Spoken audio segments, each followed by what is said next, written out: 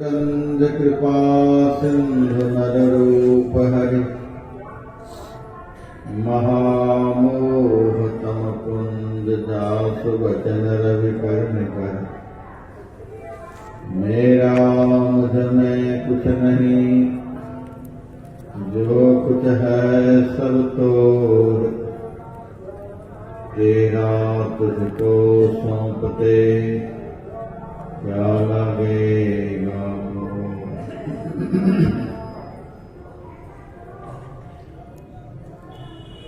तीर्थराज प्रयाग में महाकुंभ पर्व पर आयोजित मास ध्यान साधना एवं सत्संग शिविर में पधारे हुए मंचस्थ महात्मागण, सत्संग प्रेमी सज्जन वृंद, माताओं तथा बहनों,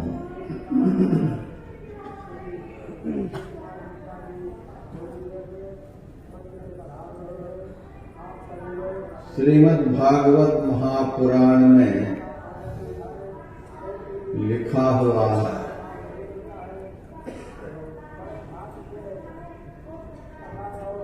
ब्रह्मा जी के शरीर से स्वयंभू मनु प्रकट हुए थे और उनकी अर्धांगिनी शतरूपा भी प्रकट हुई थी।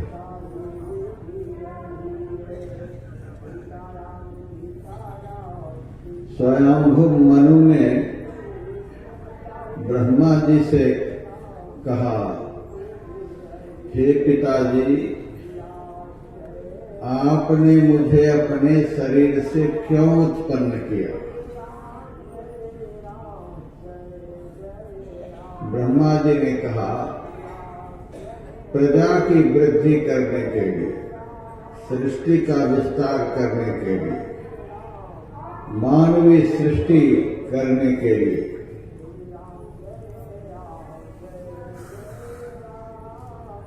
स्वयंभू मनु ने कहा, आपकी आज्ञा से सृष्टि तो मैं करूंगा,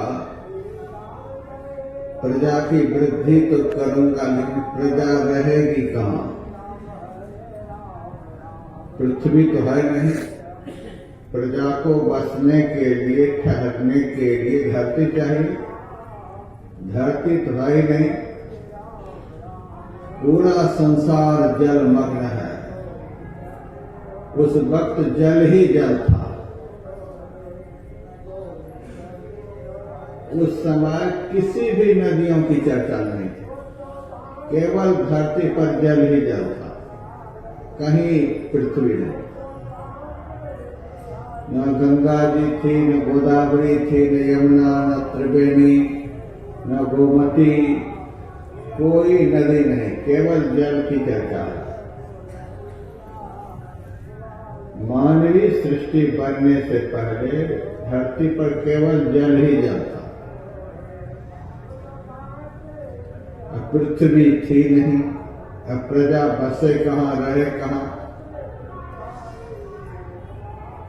ब्रह्मा जी को स्वयंभू मनु की बात से मन में चिंता हुई, बेटा कह तो ठीक ही रहा है, प्रजा की वृद्धि तो करूंगा, लेकिन प्रजा बसेगी कहाँ। ब्रह्मा जी के मन में चिंता हुई और उसी वक्त ब्रह्मा जी के नासा छिद्र से एक 12 शिशु का जन्म हुआ। 12 शिशु प्रकट हुए। 12 कहते सुकर को, सुअर कहे सुकर कहे एक ही बात है। बिल्कुल छोटा सा रूप लेकर के 12 भगवान ब्रह्मा जी के नासा छिद्र होकर के सामने प्रकट हो गए और प्रकट होकर देखते ही देखते उस 12 शिशु का शरीर बढ़ने लगा। बढ़ते बढ़ते इतना बढ़ गया, संपूर्ण आकाश मंडल को 12 भगवान ने अपने शरीर से आच्छादित कर दिया। इतना विशाल शरीर हो गया।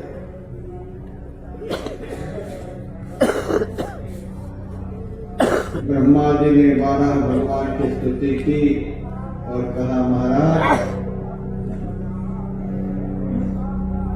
प्रजा की वृद्धि के लिए, सृष्टि का विस्तार करने के लिए आपने मुझे उत्पन्न किया, लेकिन प्रजा की वृद्धि होगी कहाँ? सृष्टि का विस्तार होगा कहाँ? धरती है नहीं,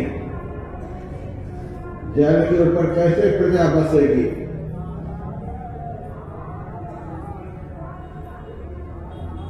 बारह भगवान बोले कुछ नहीं। करने वाले बोलते नहीं हैं, बोलने वाले करते नहीं हैं। 12 भगवान बोले कुछ नहीं, और ब्रह्मा जी के देखते ही देखते जल गर्भ में प्रविष्ट हो गए, पानी के अंदर घुस गए, घुसकर चले गए रसातल। उस वक्त पृथ्वी ऊपर में नहीं थी, रसातल में थी। भागवत महापुराण में ऐसी चर्चा है, पृथ्वी को चुरा करके राक्षसों ने रसातल में लेकर के चला गया।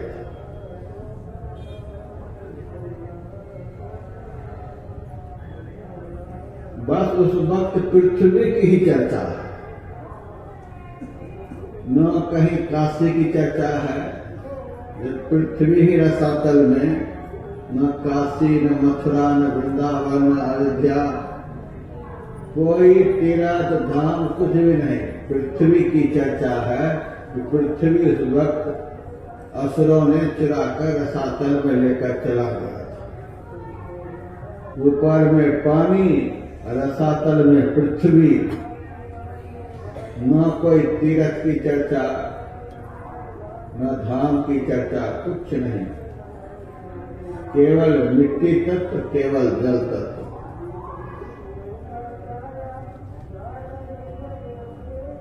भगवान रसातल चले गए और अपने दांत की नोक पर संपूर्ण पृथ्वी को उठा लिए। 50 करोड़ योजन लंबा, चौड़ा और गहरा भागवत में इस पृथ्वी का विस्तार बताया गया है। गेंद के समान यह पृथ्वी है। संपूर्ण पृथ्वी को दांत की नोक पर 12 भगवान उठा लिए। दुनिया में कोई उठा पाएंगे? कोई वैज्ञानिक? कोई नहीं उठा। जो काम दुनिया में कोई नहीं कर सकते, वह काम भगवान के लिए तुच्छ काम है। भगवान में इतनी ताकत है। गेंद के समान पृथ्वी को उठाकर भगवान ले आए। पीछे पीछे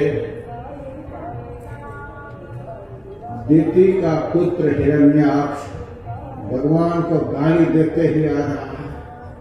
अरे कौन चोर हो? हमारी पृथ्वी को क्यों चुरा कर लेकर जा रहे हो? कहां से तुम चोर आए हो? जल्दी से पृथ्वी को रखो, मेरे से पहले युद्ध करो। भगवान कुछ भी नहीं बोलते हैं और पृथ्वी को ले आए। जल के ऊपर भगवान ने पृथ्वी को स्थापित कर दिया। पानी के ऊपर पृथ्वी है। यह काम और किसी से हो सकता है? एक थाली में चाहिए कि बाल्टी में पानी भर लीजिए, मिट्टी को ऊपर पर रखिए, रख पाएंगे? तुरंत मिट्टी नीचे चली जाएगी। सब भगवान का खेल है ऐसा। धरती, आसमान, अग्नि, सूरज, चंद्रमा, ये सब भगवान का खेल है, भगवान का रचाया हुआ ये सब खेल है। हम लोग तो ऐसे इस खेल को देख देख करके माथा लगा लगा करके पागल हो रहे हैं। सब भगवान का खेल है। पानी के ऊपर भागवत में लिखा हुआ है 12 भगवान ने पृथ्वी को स्थापित कर दिया। फिर वापस गए हिरण्याक्ष के पास। हाँ है तो हम चोर ही, इस पृथ्वी को तुम्हारे बाप ने बनाया था, उसको हमने चुरा करके ले आया। क्या कहना चाहते बताओ? अगर ऐसे युद्ध करो तो कर लो युद्ध।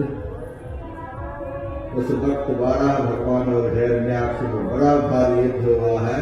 तो भगवान के हाथ से हिरण्याक्ष मारा गया है, ऐसा प्रसंग आता है। भगवान ने जल के ऊपर पृथ्वी को स्थापित कर दिया। उस वक्त पृथ्वी पर न गंगा बह रही थी, न यमुना बह रही थी, न गोदावरी बह रही थी, न गोमती बह रही थी, कोई भी नदियां नहीं बह रही। उस समय उस पृथ्वी पर कोई तीर्थ नहीं था, एक भी तीर्थ नहीं था, केवल पृथ्वी, बिल्कुल फ्रेश पृथ्वी, फ्रेश जल था। उस जल का कोई नाम नहीं, कोई नदी का नाम नहीं, इसी तीर्थ धाम का नाम नहीं। भगवान ने यही बनाया।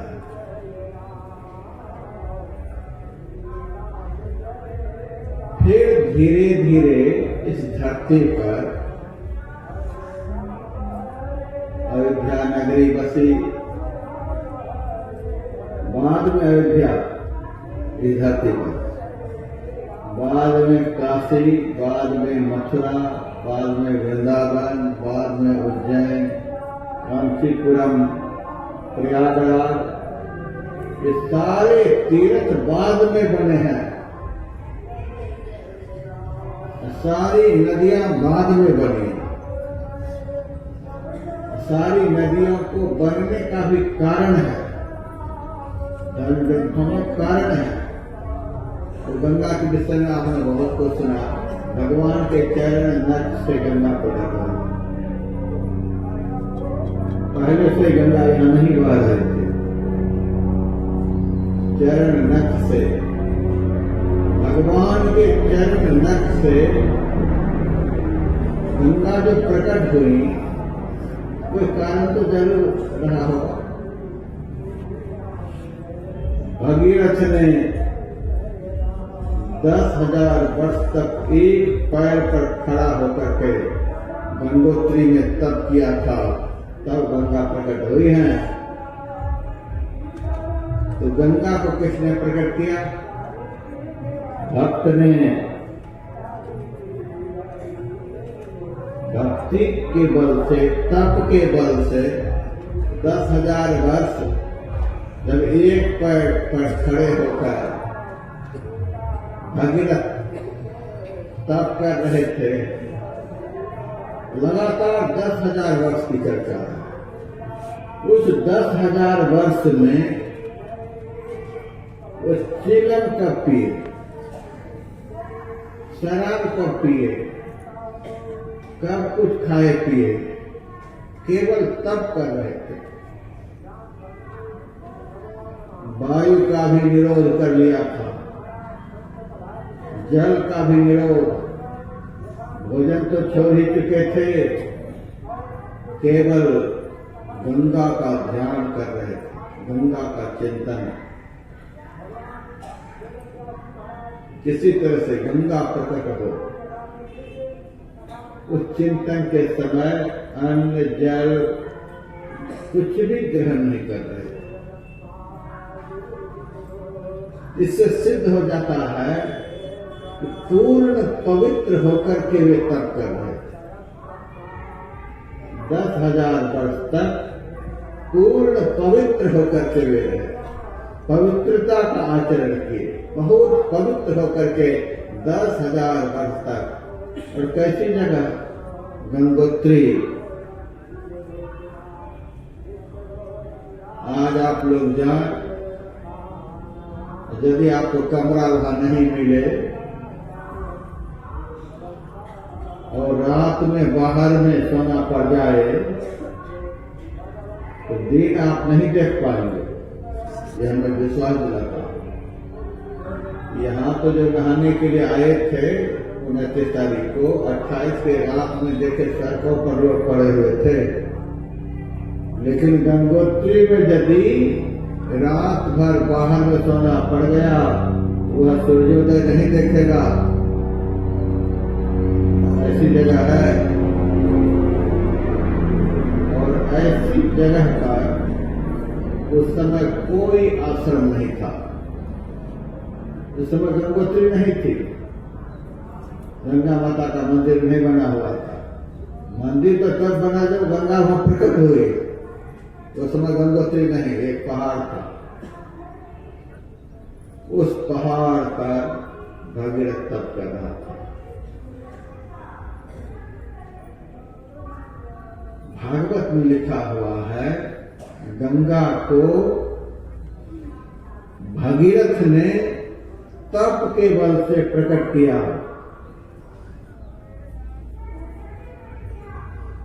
पहले जल ही जल था, धरती थी। एक महान तपस्वी पुरुष ने तप के द्वारा इस धरती पर गंगा को प्रकट किया।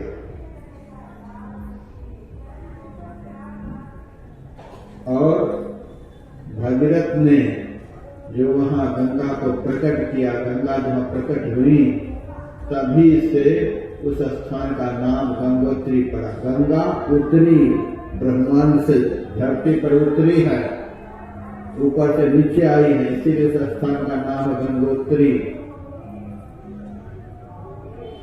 वह एक उत्तराखंड का धाम बन गया। 4 धाम में से एक धाम गंगोत्री। धाम को किसने बनाया? पहले तो केवल धरती थी, केवल धरती पहले थी, प्लेन धरती। तो गंगोत्री धाम किसने बनाया? आदमी ने। कैसे बनाया? सीमेंट बालू से, तप के बल से, भजन के बल से। भजन भी कैसे किए थे? महापवित्र होकर के भजन किए थे। 10,000 वर्ष तक कुछ खाए पिए नहीं। तप के बल से, भजन के बल से गंगोत्री धाम बना और गंगा भी प्रकट हुई। इसी तरह से सूर्य तनया यमुना भी प्रकट हुई है। यमुना को भी किसी तपस्वी ने प्रकट किया और उस तपस्वी के कारण यमुना प्रकट हुई और यमुनोत्री धाम बना। केदारनाथ में भी तपस्वी ने तप किया। भगवान शिव शंकर ने वहां तप किया है। कहा जाता है भस्मासुर ने भी वहीं तप किया था। शंकराचार्य ने भी वहीं तप किया था, वहीं उन्होंने समाधि ली थी। तप के बल से केदारनाथ धाम बना। पहले कुछ नहीं था वहां। किसी तपस्वी ने, किसी भक्त ने भजन करके वहां भगवान शिव शंकर को प्रकट किया। 12 ज्योतिर्लिंग में से वहां एक ज्योतिर्लिंग है केदारनाथ। शिव महापुराण में लिखा हुआ है, सारे लिंग की उत्पत्ति का वर्णन किस भक्त ने किस तरह से धरती के किस स्थान पर भगवान के ज्योतिर्लिंग को प्रकट किया है। 12 ज्योतिर्लिंग की चर्चा शिव पुराण में है। अभी थोड़े दिन पहले हम बैद्यनाथ धाम, जहाँ एक ज्योतिर्लिंग है, वहां से शिव पुराण की कथा सुना करके आ रहा हूं। भक्त ने 12 स्थान पर भगवान शिव शंकर को ज्योतिर्लिंग के रूप में प्रकट किया। भक्त ने 12 ज्योतिर्लिंग बनाया। पहले नहीं था, धरती पर एक भी लिंग नहीं था। भक्त ने भजन के बल से 12 ज्योतिर्लिंग बनाए और भगवान शिव शंकर ने कहा, जहां मेरा भक्त भजन करेगा वहां मैं प्रकट होऊंगा, या तो उस स्थान के नाम पर या उस भक्त के नाम पर मेरा नाम जोड़ करके वहां लिंग की स्थापना कर सकता है। बिल्वेश्वर महादेव, सोमेश्वर महादेव स्थान या व्यक्ति के नाम दे करके मेरा नाम जोड़कर वह लिंग की स्थापना कर सकता है। शिव पुराण में ऐसी भी चर्चा है। तो सारे ज्योतिर्लिंग किसने प्रकट किए? भक्त ने भजन करके।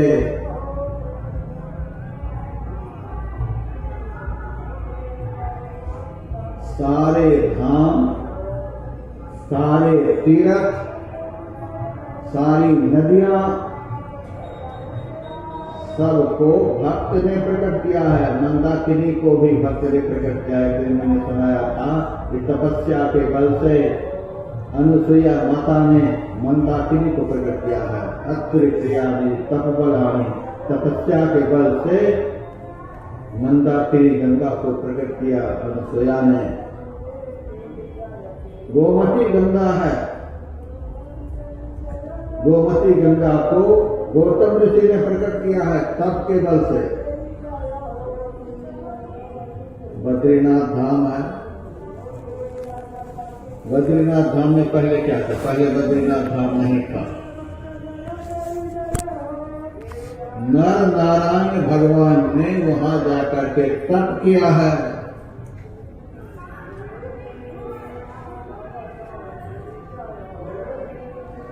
पुराणों में ऐसी चर्चा है कि भगवान विष्णु संसार के कल्याण करने के लिए लक्ष्मी को साथ लेकर गए थे पहाड़ की चोटी पर, और भगवान विष्णु ने लक्ष्मी से कहा,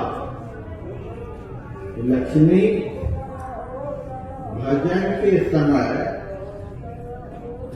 भजन करने वाले भक्त को 3 चीजों से दूर रहना चाहिए। स्त्री, पुत्र और धन। ये तीनों यदि बगल में हैं, झोला बना करके कंधे पर लटका रखे हैं, स्त्री, पुत्र और धन, फिर भजन नहीं होगा। इन तीनों में इतना आकर्षण होता है कि भगवान की तरफ जाती हुई दृष्टि को घसीट करके संसार की तरफ ले आएंगे। इन तीनों से दूर रहना चाहिए।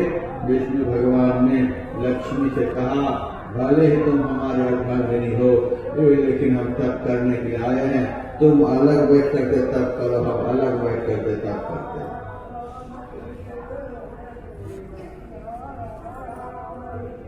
अलग अलग दोनों हो गए। विष्णु भगवान जब तपस्या में लीन हो गए, वहां तो भयंकर ठंडी की जगह है, बर्फपात होने लगा। बर्फपात होते होते भगवान विष्णु का शरीर गला तक बर्फ से ढक गया, केवल सिर ही बचा था। अब लक्ष्मी को बड़ी चिंता हुई, पतिदेव का बर्फ में समाने के लिए जा रहे हैं। एक बेर के वृक्ष के रूप में वहां पर लक्ष्मी माता प्रकट हो गई।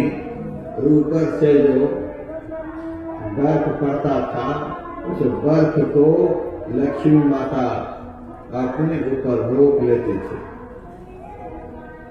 बर्फ को भगवान विष्णु के सिर पर गिरने नहीं देती।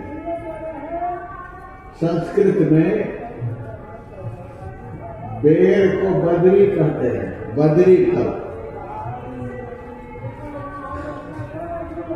लक्ष्मी ने अपना रूप बेल वृक्ष का बना लिया। जब तपस्या भगवान की पूरी हुई, भगवान की आंखें खुलती हैं, देखते हैं मेरा संपूर्ण शरीर तो बर्फ से ढका हुआ है, लेकिन सिर क्यों नहीं ढका है? तो दृष्टि ऊपर की तरफ गई, देखते ही है वृक्ष कहां से आया है। भगवान ने अंतर्दृष्टि से देखा, अहो लक्ष्मी ने बदरी वृक्ष का रूप धारण करके हमारे सिर की रक्षा की है।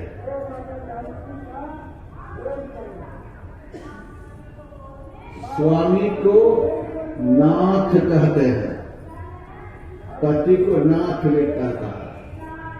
हे नाथ चले गए, हे स्वामी चले गए। पति को नाथ भी कहा जाता है, मालिक को नाथ भी कहा जाता है।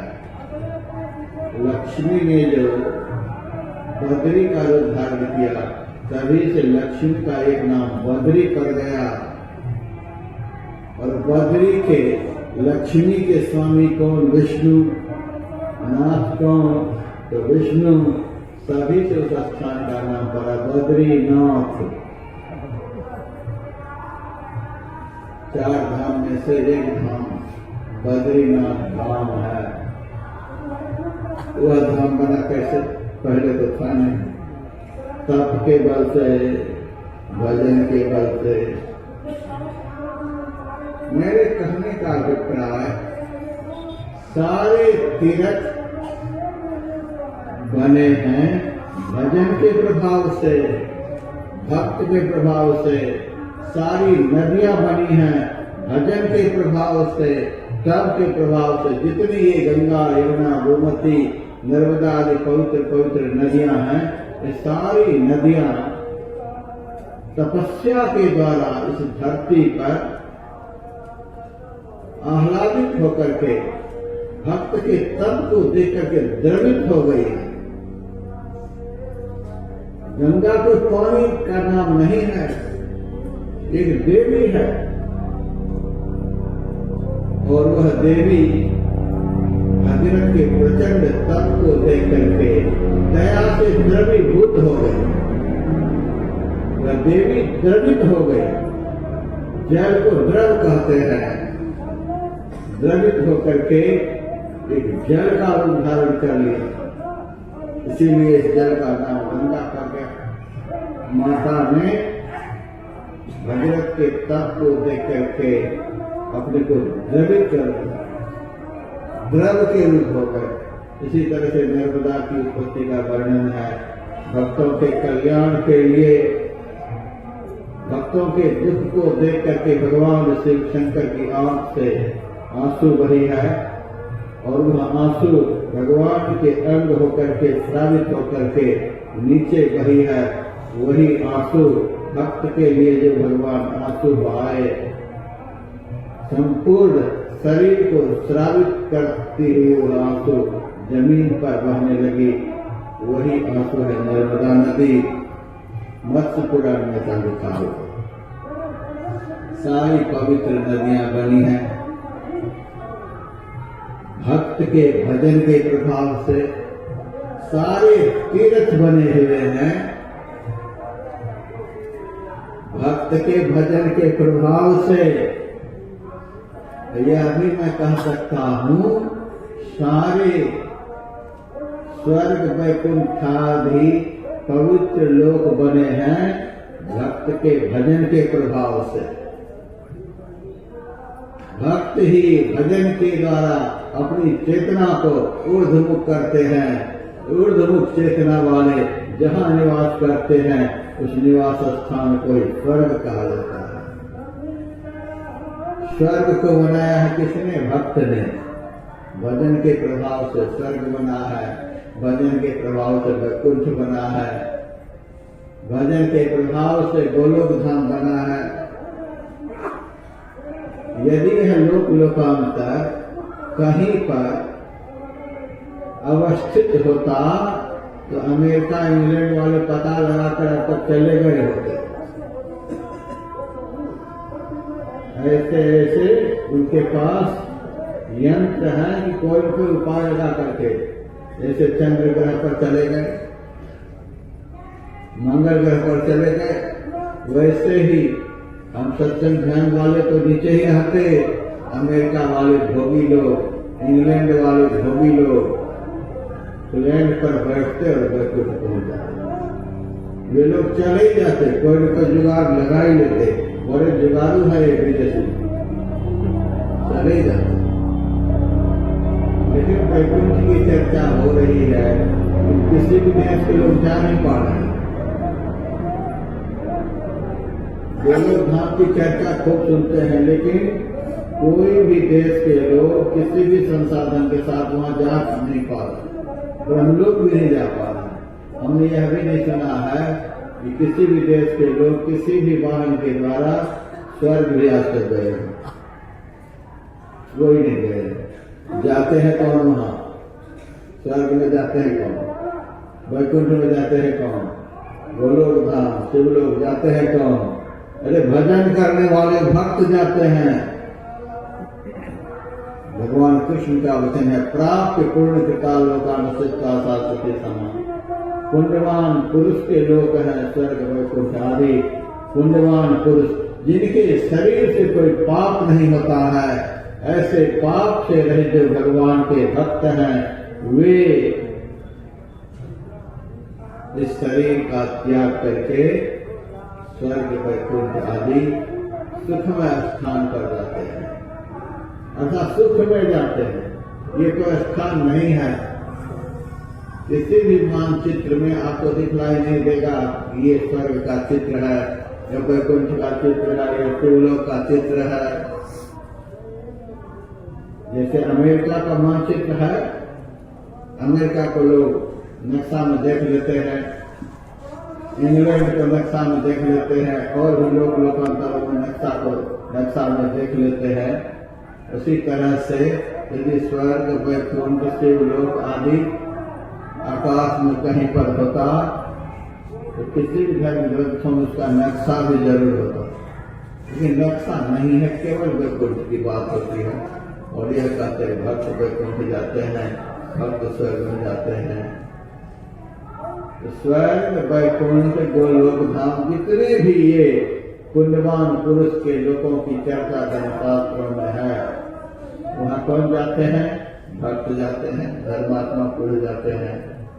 यह भी किसी भक्त ने बनाया, स्वर्ग को भी, वैकुंठ को भी, शिवलोक को भी, ब्रह्मलोक को भी, इन लोक लोकांतरों को भी भक्त ने ही भजन के प्रभाव से बनाया। नरक को किसने बनाया? और चलिए बढ़िया बढ़िया बात तो आप सुनेंगे। नरक को किसने बनाया है? हम ही लोगों में से कोई होंगे नरक को बनाने वाले। श्रीमद् भागवत महापुराण में 28 प्रकार के नरकों की चर्चा है। शिव महापुराण में 48 प्रकार के नरकों की चर्चा है। महाभारत में तो बहुत अधिक नरकों की चर्चा है। गिनती से बाहर की बात है। कह दिया ऐसे असंख्य नरक है। गरुड़ पुराण में बहुत से नरकों की चर्चा है। बहुत पुराणों में नरकों की चर्चा है। नरक को किसने बनाया? नरक को बनाने वाला कौन है? किस देवता ने नरक को बनाया? किसी देवता का नाम नहीं है। उस देवता ने नरक को बनाया। इसी धरती पर के आदमी नरक को भी बनाने वाले हैं। लिखा हुआ है पुराणों में, जो दूसरे के धन की चोरी करता है, शराब पीता है, अपक्ष का भक्षण करता है, ऐसा पापी इस नरक में जाता है। किस पाप के कारण इस पापी को किस तरह के दुखमय स्थान पर रहना पड़ता है, उस पापी के कारण वह दुखमय स्थान बना है। इस पाप के कारण पापी इस नरक में कितने दिनों तक रहता है, ऐसी चर्चा पुराणों में है। इससे सिद्ध होता है कि सारे नरक भी यहीं के लोग बनाने वाले हैं। नरक बनाने वाले भी यहीं के पापी लोग हैं। स्वर्ग को बनाने वाले भी यहीं के पुण्यात्मा लोग हैं। सारे तीर्थ धाम पवित्र पवित्र नदी बनाने वाले भी यहीं के लोग हैं। किस तरह से कौन स्थान बना है संक्षेप में मैंने आप लोगों को सुनाया। तीर्थ बना कैसे, तीर्थ को किसने बनाया, आश्चर्य की बात है। मैंने बहुत बार सुनाया। तीर्थ कहते हैं किसको, किस स्थान विशेष को? नहीं नहीं, तीर्थ कहते हैं अति पवित्र स्थान को। अभी आप लोगों ने पाठ में सुना, भरद्वाज आश्रम अति पावन, परम रम्य मुनिवर मन भावन, तहाँ होय विद ऋषय समाजा, जाहि जे मज्जन तीर्थ राजा। भरद्वाज मुनि का आश्रम अत्यंत पवित्र, बड़ा ही रमणीय, मुनियों के मन को भाने वाला वह स्थान था। जो अपने घर को सदैव बहुत बढ़िया पवित्र बना करके रखते हैं, उनके घर को देख करके लोग कहते हाँ, इन्होंने तो अपने घर को स्वर्ग बना रखा है। घर को बहुत पवित्र साफ सुथरा बना करके आप रखते हैं, तो दूसरे लोग बोलते हैं इन्होंने तो अपने घर को स्वर्ग बना रखा है। यदि किसी साधु महात्मा का आश्रम बहुत पवित्र दिखे, वहां पर पवित्र आचरण हो, नित्य नियम से ध्यान भजन सत्संग चले, उस स्थान को देख करके लोग स्वतः बोलने लगते हैं हाँ, महाराज ने तो इस आश्रम को तीर्थ बना रखा। जहाँ पर दिन रात पवित्र कर्म होते हैं, उस स्थान के लिए ही लोग स्वर्ग बोलते हैं, और उसी स्थान के लिए लोग तीर्थ शब्द का प्रयोग करते हैं। स्वर्ग को भी बनाने वाले हम ही हैं, और तीर्थ को भी बनाने वाले हम ही हैं। और सुनिए,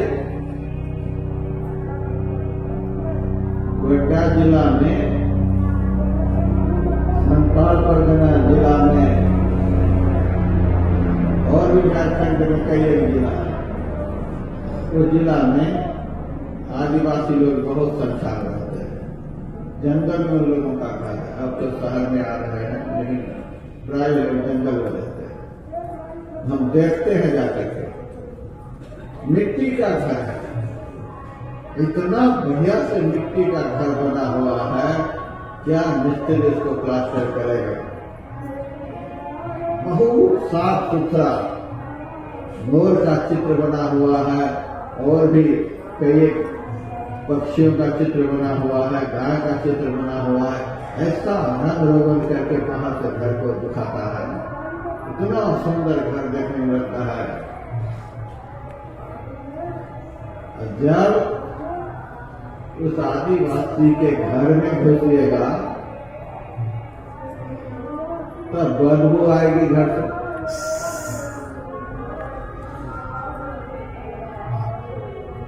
दारू का बर्तन रखा हुआ है, दारू रखा हुआ है, शराब रखी हुई है, गुस्सा होना पड़ा है, और भी बहुत सारे जानवरों का मांस है।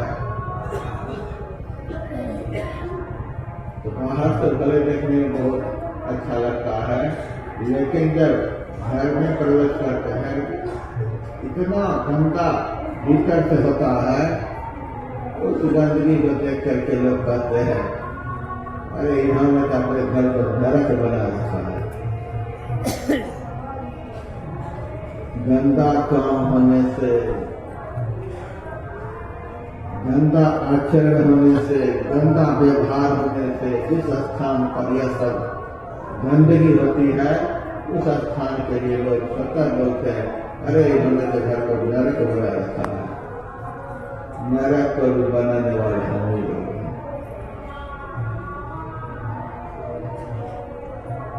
यह सब सुनाने के पीछे उद्देश्य क्या है? सारी दुनिया से भक्त लोग यहाँ आ रहे हैं।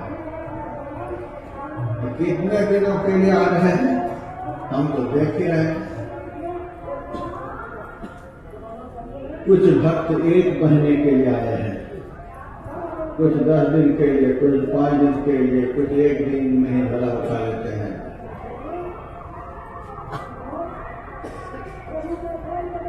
ज्यादा से ज्यादा 1 महीना के लिए, और भी बहुत होंगे 1.5 महीना के लिए, 13 जनवरी से 26 फरवरी तक।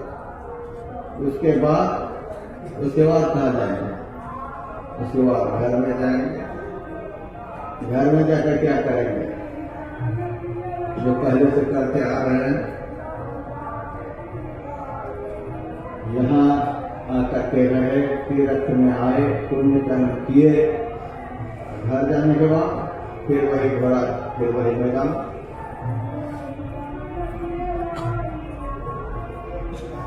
और सब लोग यहाँ नहीं आ गए हैं,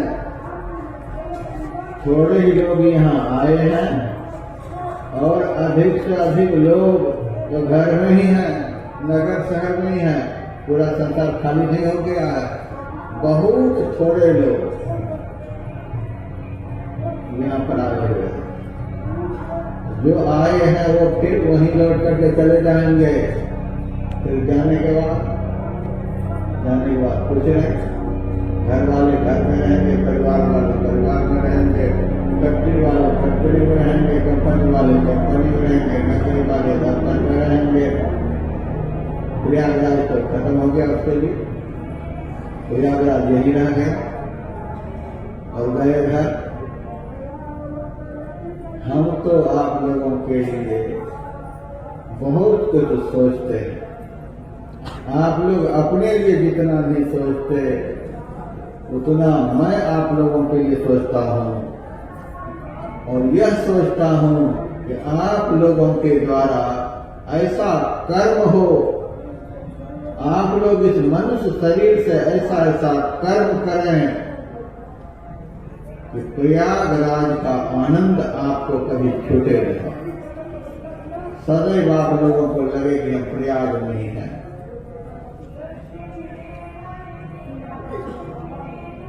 आप लोगों का कर्म ऐसा हो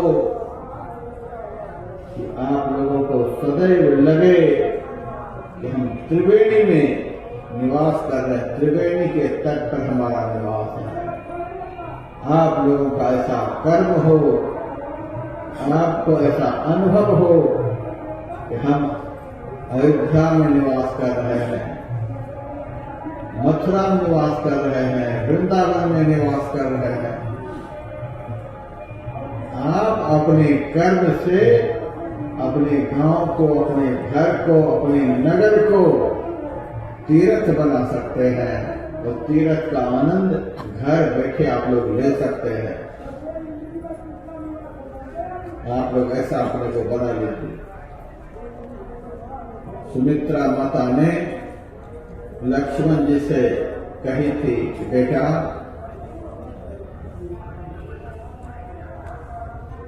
तुम किस लिए आए हो मेरे पास? आज्ञा मांगने के लिए। क्या आज्ञा? लक्ष्मण जी ने कहा, भगवान श्री राम और सीता जंगल जा रहे हैं। वे जंगल जा रहे हैं? हाँ, जंगल जा रहे हैं। तो तुम क्या चाहते हो? मैं भी सेवा में जाना चाहता हूँ, उनकी सेवा में रहना चाहता हूँ। अच्छा बेटा, तुम उनकी सेवा में रहना चाहते हो तो जाओ।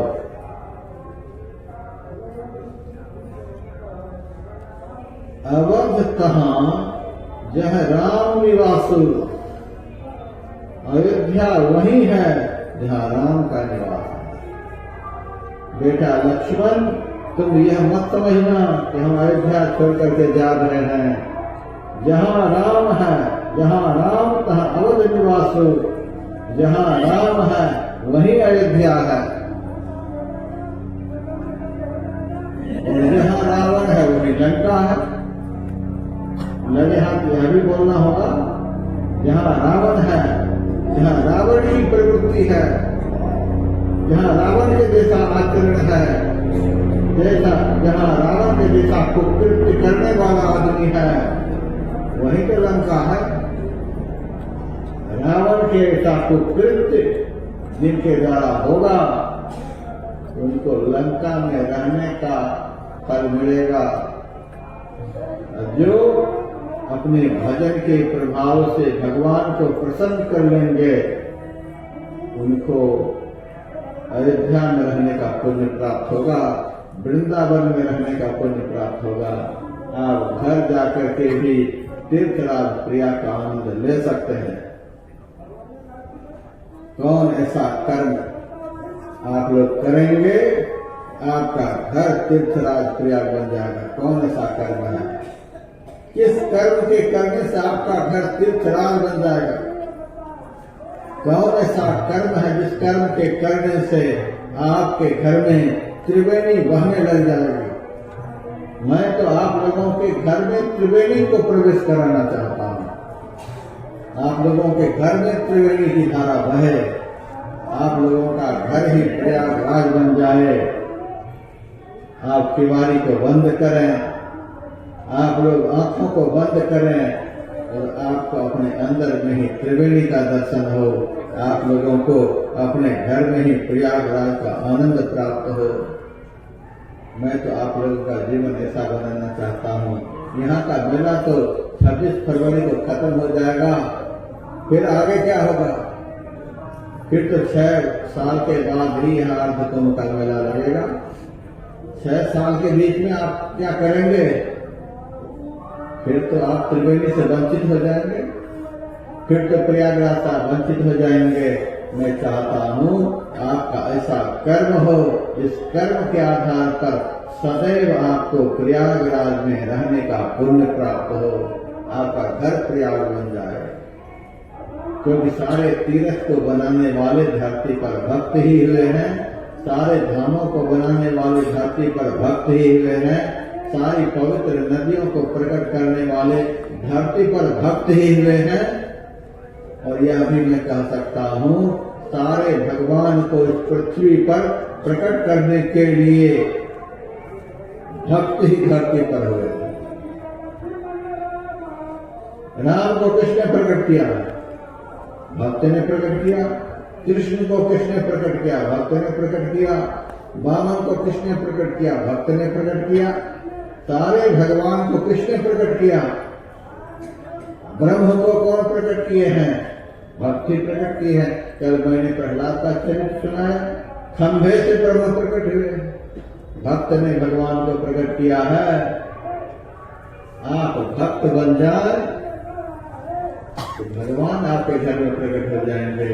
जहाँ भगवान प्रकट होते हैं, यदि आप राम के भक्त हैं और राम का भजन आप बढ़िया से करें, आपके घर में ही राम प्रकट होंगे। जहाँ राम तहाँ अवध निवासु, जहाँ राम प्रकट हो गए वहीं अयोध्या। आप यदि कृष्ण के भक्त हैं तो आप कृष्ण भगवान का ध्यान करें, कृष्ण भगवान का चिंतन करें, कृष्ण भगवान का गुणगान करें। जिस तरह से अर्जुन को भगवान कृष्ण ने भजन करने के लिए बतलाया, जिस तरह से उद्धव को भगवान ने भजन करने के लिए बतलाया, उस तरह से भगवान का भजन करें। भगवान ने तो साफ साफ गीता में कहा, मत्तः पर तरंगा में किंचिदस्ति धनंजय। हे अर्जुन, मेरे सिवा से संसार में कुछ है ही नहीं। ईश्वर सर्वभूतानां हृदय से तिष्ठति, ईश्वर समस्त भूत प्राणियों के अंदर विराजमान है। सब जगह भगवान है, लेकिन प्रकट करने के लिए आपको भक्त बनना पड़ेगा। यदि कृष्ण के भक्त हैं तो भगवान ने भजन करने के लिए जिस तरह से बतलाया है उस तरह से यदि भजन करें तो भगवान आपके अंदर में प्रकट होंगे, आपके घर में प्रकट होंगे।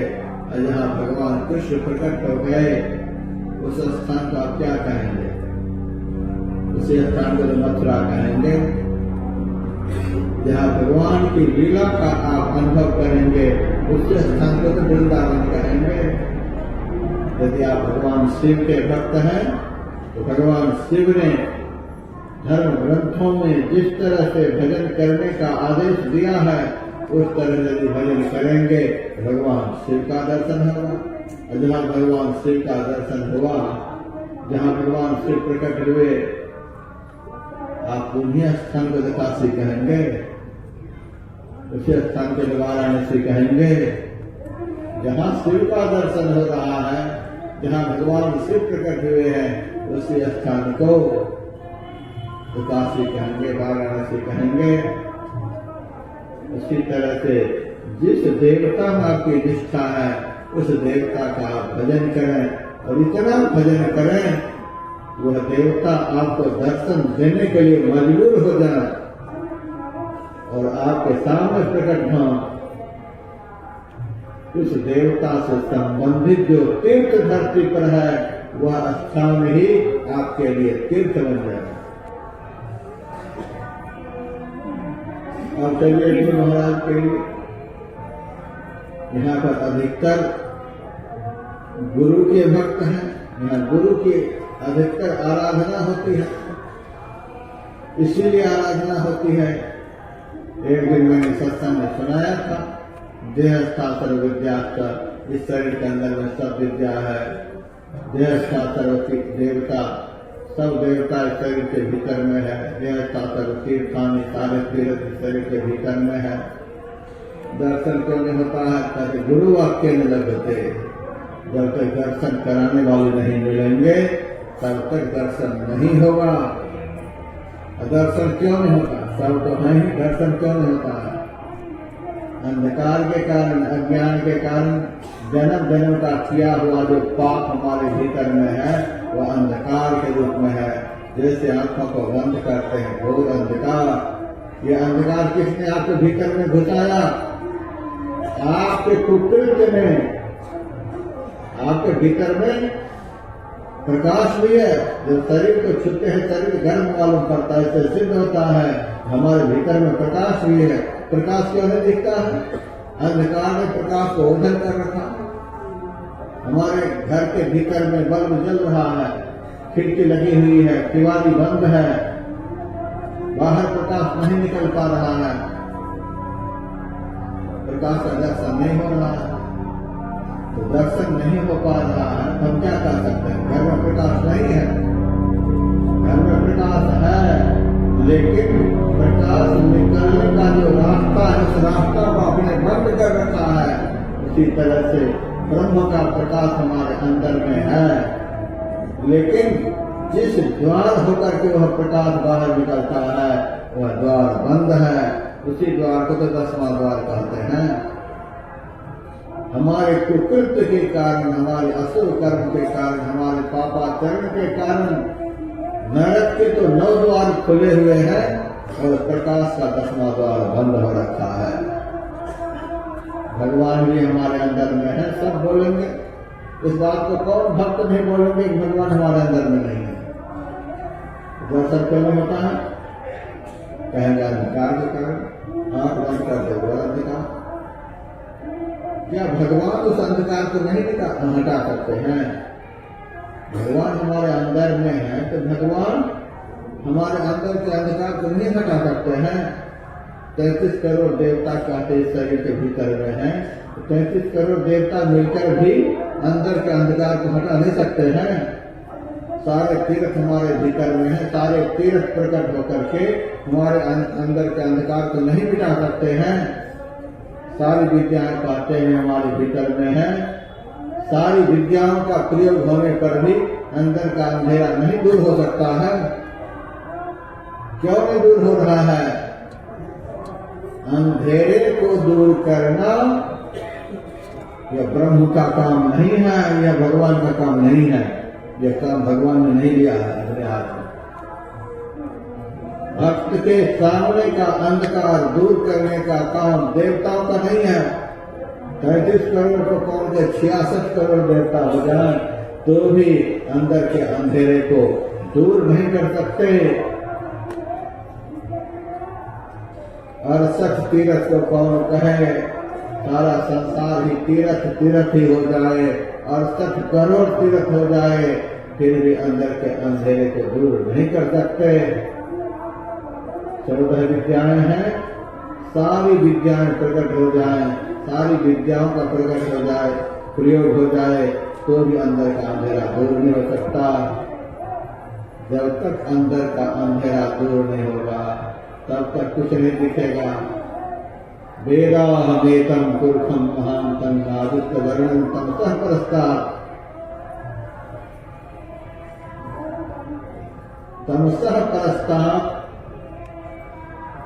ज्ञान की मूर्ति, ज्ञान के स्वरूप परमात्मा, ज्ञानमय लोक, प्रकाश का कुंज हमारे भीतर में है। लेकिन है कहाँ? तमसः परस्तात्, अंधकार से बाहर, अंधकार से परे। प्रकाश हमारे भीतर में है लेकिन अंधकार से परे। देवता हमारे भीतर में है, अंधकार से परे। तीर्थ हमारे भीतर में है, अंधकार से परे। ब्रह्म हमारे भीतर में है, अंधकार से परे। सब कुछ अंधकार से परे। तमसः परस्तात्, अंधकार से परे।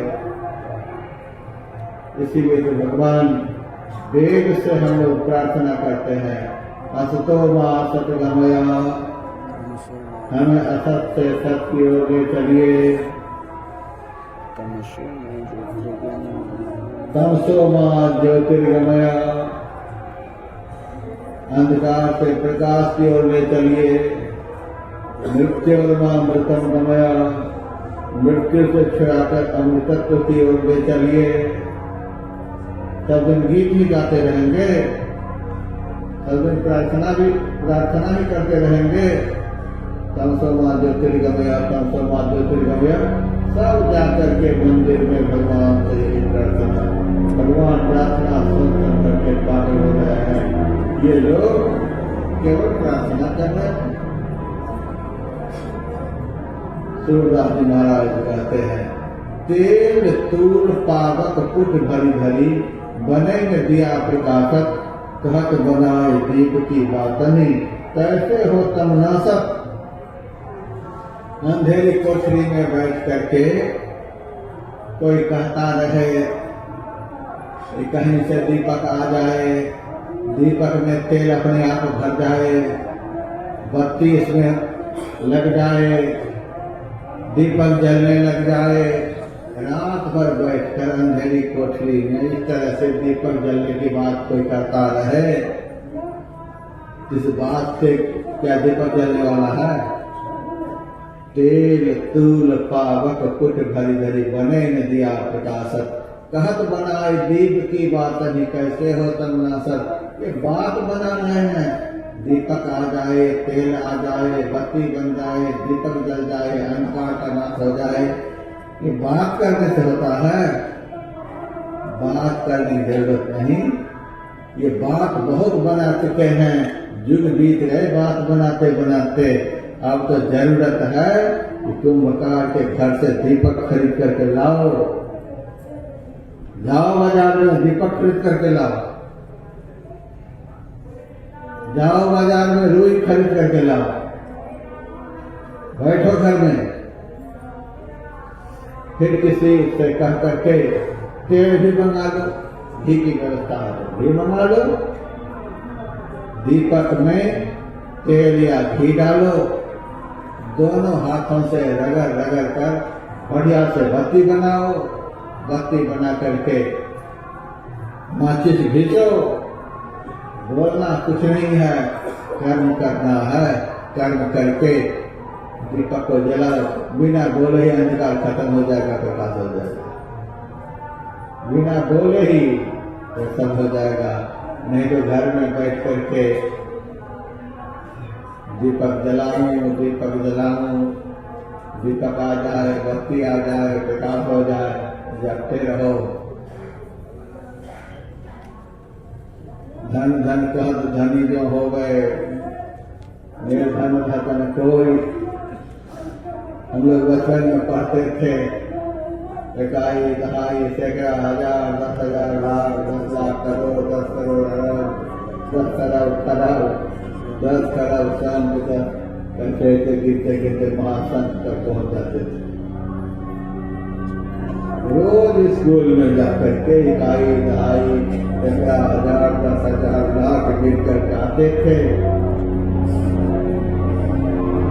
और बक्से में देखते थे 1 पैसा। घर आकर के बक्सा खोलते थे 1 भी पैसा नहीं।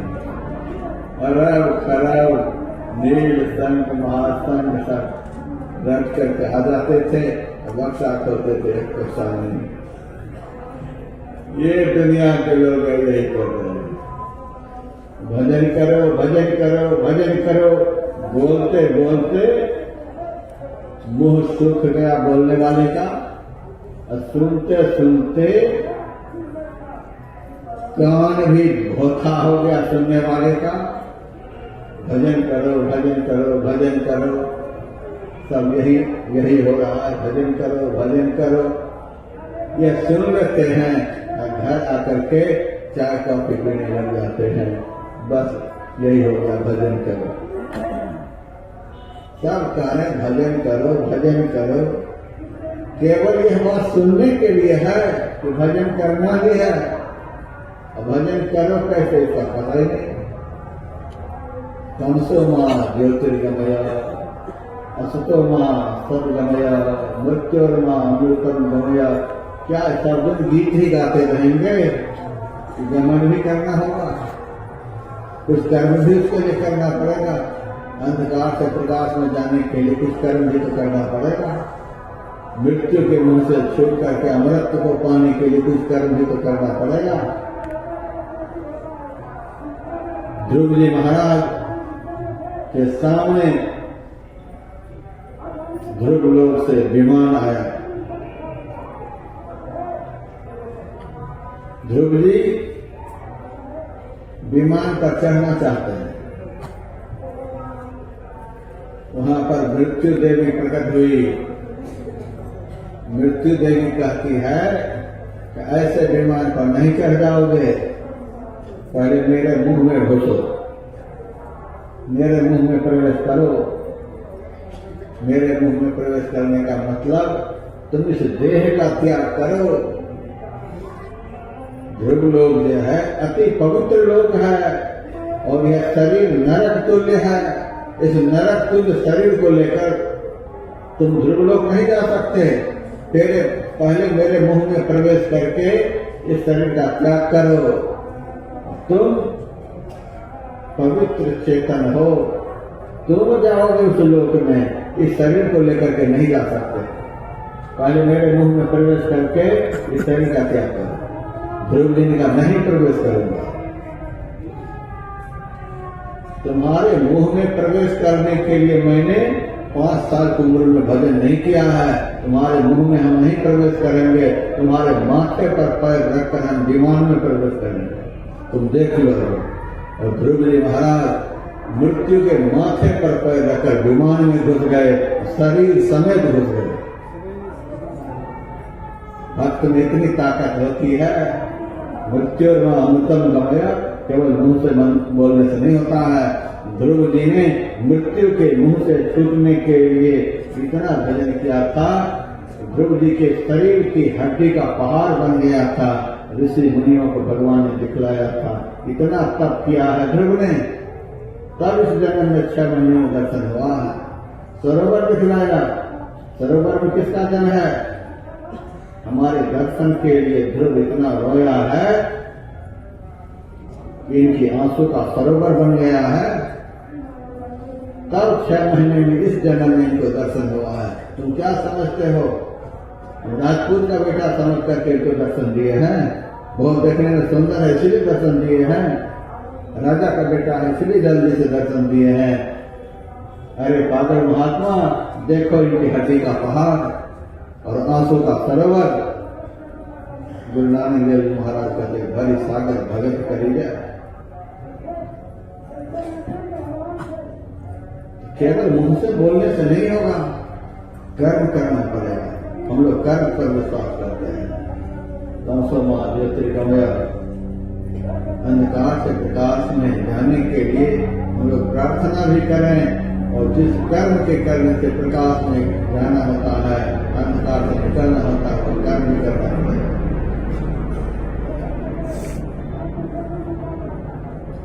भगवान हमारे अंदर में, 3300 कोटि देवता हमारे अंदर में, सारे तीर्थ हमारे अंदर में, सारी विद्या हमारे अंदर में, लेकिन अंधेरा सामने से हट नहीं रहा है। बात क्या है?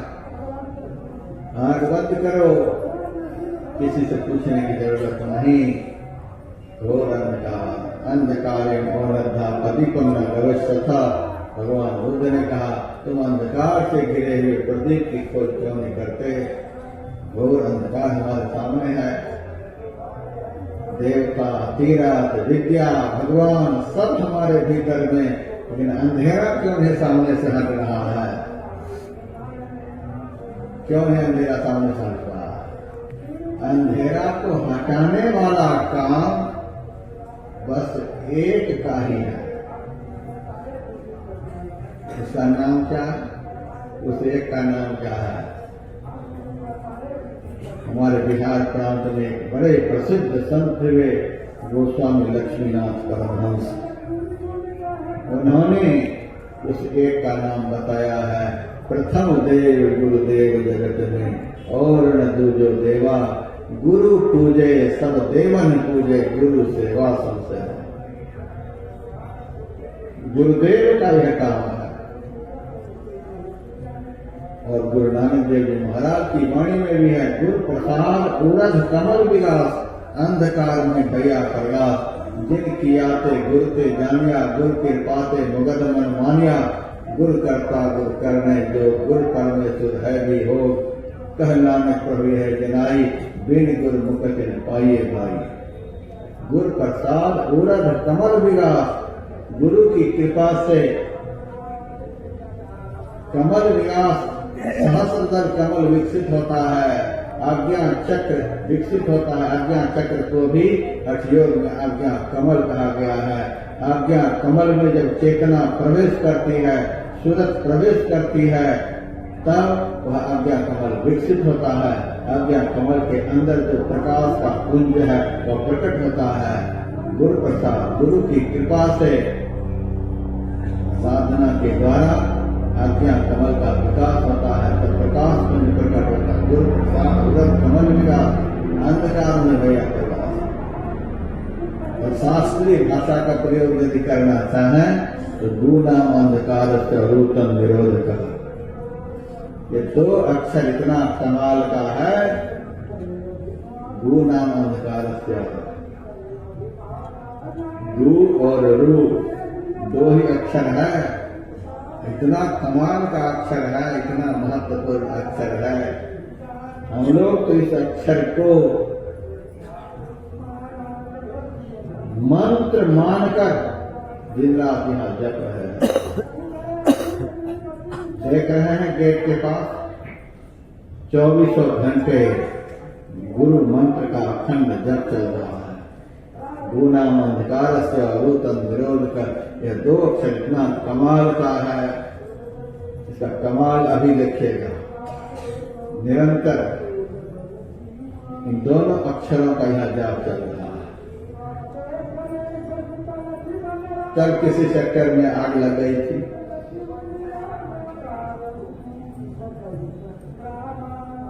आग क्यों लग जाती है? यहाँ सब जगह कपड़े का घर बना है। कपड़े के घर में भोग का इतना संसाधन जमा किया गया है पैसा कमाने के लिए।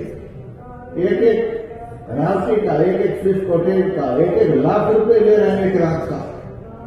क्यों ले रहे हैं? इतना भोग का संसाधन जुटाया है विदेशी लोगों से पैसा ऐंठने के लिए।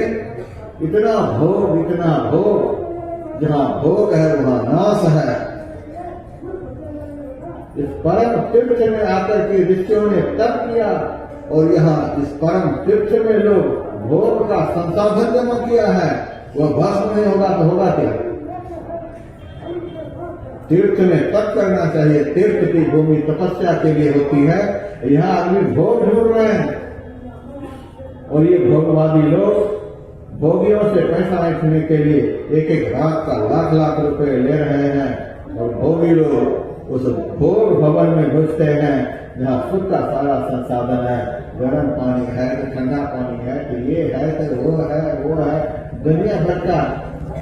भोग के भवन को तो हनुमान जी ने जला दिया था। यहाँ भी हनुमान जी कहीं कहीं प्रकट हो रहे हैं, देख रहे हैं यहाँ प्रयागराज में एक लेटे हनुमान है, लोग जा रहे दर्शन करने के। यहाँ हनुमान जी हैं। इस महातीर्थ को जो भोग का संसाधन बनाएंगे, हनुमान जी को भस्म कर देंगे। आग लग रही है, ऐसे भोग के भवन में आग लगे, आग लग गई, धुआं निकल रहे थे।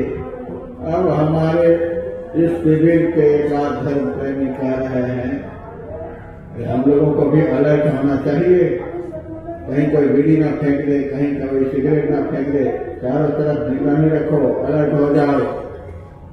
हमने कहा हमारे शिविर में कोई बारूद भी फेंक देंगे तो भी आग नहीं जलेगी।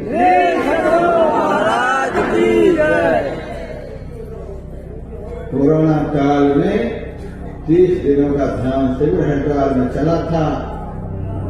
कोरोना काल के उस ध्यान शिविर गेट पर 24 घंटे अखंड जप चल रहा था, गुरु मंत्र का जप चल रहा था। 30 दिनों तक ध्यान शिविर चलता रहा और बड़े बड़े शिविर 2 दिन में उखड़ गए, 4 दिन में उखड़ गए, 7 दिन में उखड़ गए। पूरा हरिद्वार का मैदान साफ हो गया था। और अंतिम दिन हमने सारे महात्माओं को बुलाए थे। उन महात्माओं ने उद्गार के शब्द में बोला था, जब कभी हरिद्वार के कुंभ का इतिहास लिखा जाएगा, महर्षि नहीं आश्रम की ओर से जो यहाँ ध्यान साधना शिविर का आयोजन हुआ है, इस आयोजन का नाम सोने के अक्षर में लिखा जाएगा। महाराज की जय। इतना महत्व का यह शब्द है, गु नाम अंधकार से रूपम निरोध का। ये 2 शब्द इतना कमाल का है। गु का अर्थ अंधकार, गु नाम अंधकार का, रूप निरोध का। गु के साथ यदि रूप जोड़ करके कोई बोलता रहे, तम निरोध का, जो अंधकार को रोक दे, अंधकार को दूर भगा दे, अंधकार को सामने नहीं आने दे, सामने आ भी जाए उनको भस्म कर दे। इस काम की ठेकेदारी गुरु ले रखे हैं। शिष्य के अंदर के अंधकार को दूर करने की ठेकेदारी। जैसे बड़े बड़े लीडर सड़क बनने का, पुल बनने का टेंडर देते हैं किसी को, उसी तरह से परमात्मा ने अंदर के अंधकार को सामने से हटाने का टेंडर सदगुरु को सौंपे हैं। दूसरे के पास जाने से काम नहीं बनेगा, इसका टेंडर सदगुरु की है। इसीलिए हम लोग को सामर्थ करते हैं सदगुरु के पास जाकर, गुरु खोलिए बदर कपाट अंधेरी सदमुक्ति। आप ही खोल सकते, जो खोल सकते हैं उसके सामने को सामर्थ करते हैं। जो काम जीता है उन्हीं से होना चाहिए। एक कानून विशेषज्ञ था,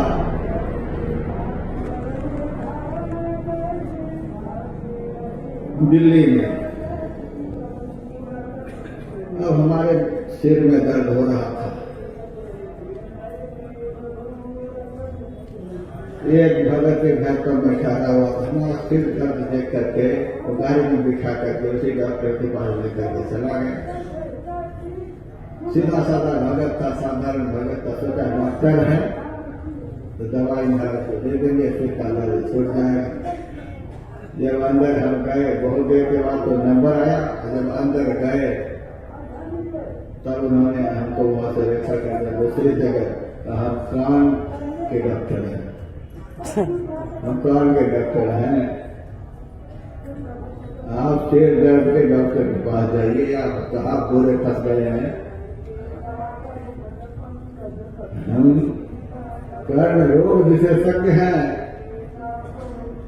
जो सिर रोग के विशेषज्ञ हैं, सिरोरोग विशेषज्ञ, उनके पास जाइए। जिस रोग का इलाज जिस डॉक्टर के हाथ में है, वहीं जाने से हमारा रोग दूर होगा। कहीं से कहीं चले जाएंगे डॉक्टर के नाम पर, तब रोग खत्म नहीं होगा। आप कहीं भी चले जाए, मैं तो यहाँ देख रहा हूँ सबसे ज्यादा हनुमान चालीसा का पाठ हो रहा था। कुंभ के मेले में सबसे ज्यादा हनुमान चालीसा का पाठ, भले गीत गा रहे किसी का, लेकिन एक बार हनुमान। सबको पता है कि भस्म करने वाला देवता है, इनको मना करके रखो, सब हनुमान जी का। लेकिन उसी हनुमान चालीसा में शुरू में श्री गुरु चरण सरोज रज निज मन मुकुर सुधार, वर्णम रघुवर दस विमल जो दायक फलचार, गुरु का नाम आया है। श्री गुरु, गुरु का नाम लेकर के चालीसा को तुलसीदास जी आरंभ करते हैं। श्री गुरु चरण सरोज रज निज मन मुकुर सुधार। और चालीसा लिखते लिखते आखिर में जाकर के लिखते हैं, जय जय जय हनुमान गोसाई, कृपा करो गुरुदेव की नाई। राम के भक्त हैं तुलसीदास जी महाराज। हनुमान जी से प्रार्थना उनको करनी चाहिए, कृपा करो रघुपति की नहीं। लेकिन रघुपति का नाम वहां नहीं लेते हैं। पहले कह रहे हैं बुद्धिहीन तन जान के सिमर पवन कुमार, हम बुद्धि से हीन है, हमारे पास ज्यादा बुद्धि नहीं है। इस आधार पर यदि तुलसीदास को कहना होता, इस तरह से कहते, कृपा करो जो तुम्हारी सुहाई। आपको जो अच्छा लगे वो कृपा मेरे ऊपर करो, लेकिन नहीं कहते कृपा करो गुरुदेव की नाई। जैसे शिष्य के ऊपर सदगुरु कृपा करते हैं, उसी तरह से हनुमान जी आप मेरे ऊपर कृपा करो। और गुरु की कैसी कृपा होती है? गुरु प्रसाद उड़द कमल विलास। सिख धर्म में प्रसाद का अर्थ होता है कृपा। गुरु प्रसाद, गुरु की कृपा। गुरु की कृपा जिस भक्त के ऊपर हो जाए, कमल विलास, प्रकाश रूपी कमल खिल जाएगा अंदर। गुरुदेव माता, गुरुदेव पिता, गुरु नानक देव जी महाराज का गुरुदेव बंधव सहोदरा, गुरुदेव दाता हरिनाम उपदेश है, गुरुदेव मंत्र विरोधरा, गुरुदेव तीर्थ अमृत सरोवरो, गुरु ज्ञान मंजन अपरंपरा, गुरुदेव करता सभी पाप हरता, गुरुदेव पतित पवित करा, गुरुदेव आज जुगाद जुग जुग, गुरुदेव मंत्र हरि जपि धरा, गुरुदेव संतति प्रभु मेल करी कृपा, हम मूढ़ पापी जित लगी तरा, गुरुदेव सतगुरु पार ब्रह्म परमेश्वर, गुरुदेव नानक हरि नमस्कार, साक्षात परमात्मा के स्वरूप। गुरु प्रसाद उरद कमाल, कमल विलास, ये टेंडर ले रखे हैं सदगुरु। इसीलिए यहाँ पर गुरु की पास, यहाँ प्राय लोग ध्यान में गुरु का दर्शन करना चाहते हैं, अधिकतर लोग ऐसे ही हैं। लेकिन हम किसी ध्यानार्थी को अपने अपने इष्ट के ध्यान करने से मना नहीं करते हैं।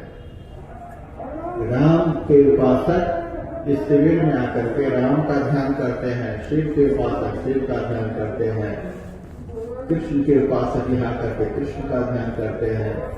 हम लोगों को हमारे गुरुदेव ने उदारवादी बनाया है। राम के अंदर में, कृष्ण के अंदर में, शिव के अंदर में, गुरु के अंदर में, गणेश के अंदर में, हनुमान जी के अंदर में, काली के अंदर में, दुर्गा के अंदर में जो विराजमान है, उनमें कोई भेद नहीं है। तकिया का रंग भले ही बाहर से हरा हो, काला हो, नीला हो, पीला हो, लेकिन भीतर एक ही रंग की रुई होती है।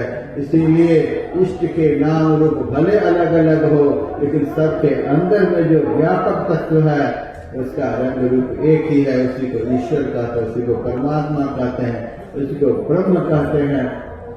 इस उदारता को लेकर के हम किसी को मना नहीं करते कि मां ध्यान साधना शिविर सबके लिए है, सब आकर के यहाँ ध्यान लेना, जिनके जो इष्ट है। हम लोगों के इष्ट गुरुदेव है, हम लोग गुरु का ध्यान करते हैं, हम लोग गुरु का ध्यान करते हैं। ध्यान करते करते यदि गुरुदेव का दर्शन हो जाएगा, तो हमारे गुरुदेव अपने जीवन काल में जब तक वे शरीर में रहे, जीवन के अंतिम क्षण बिहार प्रांत के भागलपुर जिला के कुप्पा घाट नामक स्थान पर बिताए। अंतिम समय वहीं पर गुरुदेव बिताए थे। ऐसे गुरुदेव के नाम से संपूर्ण देश विदेश में 1000 से अधिक आश्रम बने हुए हैं, हजारों आश्रम बने हुए हैं।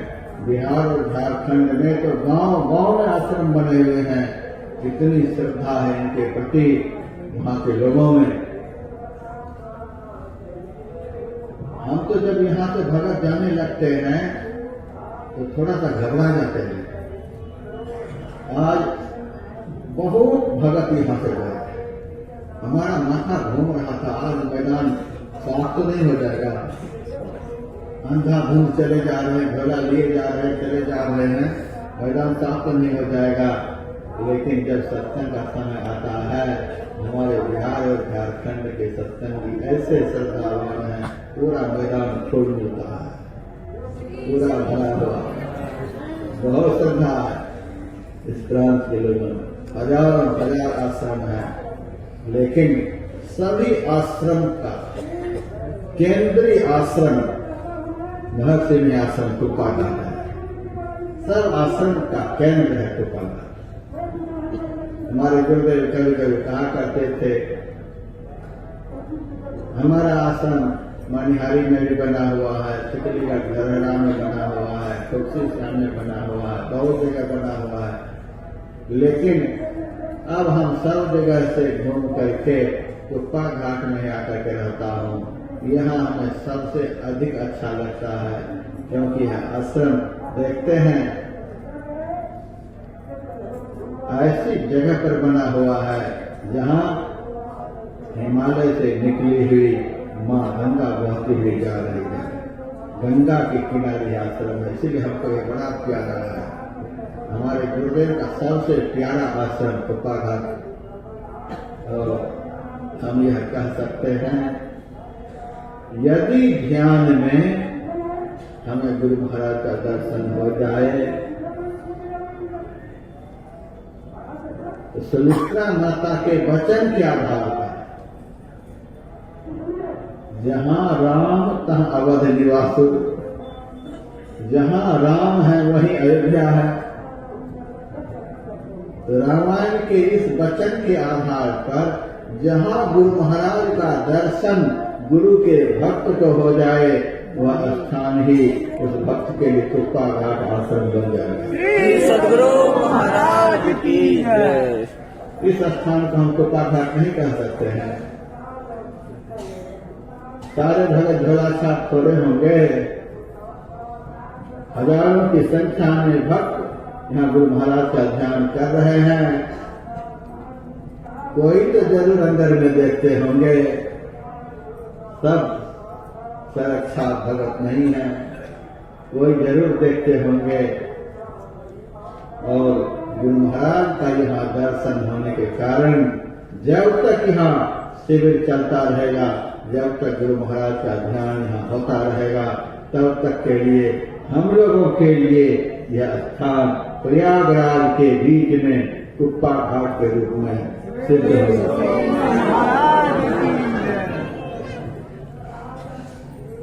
जहाँ जिस देवता को ध्यान के द्वारा प्रकट कर लिया जाता है, उस देवता से संबंधित वह स्थान वहीं पर सिद्ध हो जाता है। जहाँ राम का दर्शन वहीं अयोध्या, जहाँ कृष्ण का दर्शन वहीं मथुरा, जहाँ शिव का दर्शन वहीं काशी। उसी तरह से जहाँ हमारे गुरुदेव का दर्शन वहीं पर कृपा का। ऐसी श्रद्धा हम रखते हैं। हम उस स्थान को भी कम नहीं समझते और ध्यान के द्वारा जहाँ गुरुदेव का दर्शन हो जाए उस स्थान को भी हम कम नहीं समझते। इतना सब कुछ समझने का मतलब यही है कि हमारा इस तीर्थराज प्रयाग में आकर के ज्ञान बल इतना बढ़ जाए, इतना ज्ञान को हम सत्संग से प्राप्त करके जाए, इतना भजन का संस्कार यहाँ से लेकर के जाए, इस महापवित्र तीर्थराज में आकर के इतना पवित्रता पूर्ण आचरण के विषय में सुनकर समझ करके जाए कि जब तक यहाँ दूसरा कुंभ का मेला न आ जाए तब तक के लिए आपका गांव, आपका घर, आपका नगर, आपका शहर प्रयागराज बन जाए। जी सदगुरु महाराज। वहाँ भगवान की भक्ति रूपी गंगा की धारा आपके भक्ति के प्रभाव से बहने लग जाए, कर्म रूपी यमुना की धारा वहाँ बहने लग जाए, ब्रह्म विचार रूपी सरस्वती की धारा वहाँ बहने लग जाए। ध्यान में यदि ईरा पिंगला सजुना का मिलन हो जाए, आंख खोल कर अपने घर में इन नदियों को देखने की जरूरत नहीं, आप अंदर में ही त्रिवेणी के स्नान का आनंद प्राप्त कर सकते हैं। यहाँ तो जड़ तीर्थ का भी वर्णन हो रहा है, जंगम तीर्थ का भी वर्णन हो रहा है और चैतन्य में तीर्थ जो आपके भीतर में है, देहस्था सर्व तीर्थानी, उस तीर्थ का भी वर्णन हो रहा है। आप अपने आचरण से, आप अपने पवित्र व्यवहार से, आप अपने पवित्र भक्ति के संस्कार से अपने जीवन को तीर्थ बना लीजिए, आप अपने घर को तीर्थ बना लीजिए, आप अपने गांव नगर शहर को तीर्थ बना लीजिए कि आपके द्वारा आपके गांव नगर शहर का कल्याण हो जाए। आप कहाँ सबको बटोर करके हर कुंभ में प्रयागराज जाते रहेंगे। आपका जीवन ही ऐसा हो कि वहीं पर सबको तीर्थ का आनंद प्राप्त होने लग जाए। मैं बारंबार तीर्थ में आकर के हमें क्या करना चाहिए, तीर्थ में आकर के हमें कौन सा शुभ संस्कार लेकर के जाना चाहिए, मेरे प्रवचन का बस यही मेन फोकस है। इसी विषय पर मैं बोलता हूँ। अभी इतना ही आप लोगों को सुनाया, फिर कल सुनाऊंगा। अब एक भजन सुने तो आध्यात्मिक आरती अभी कार्यक्रम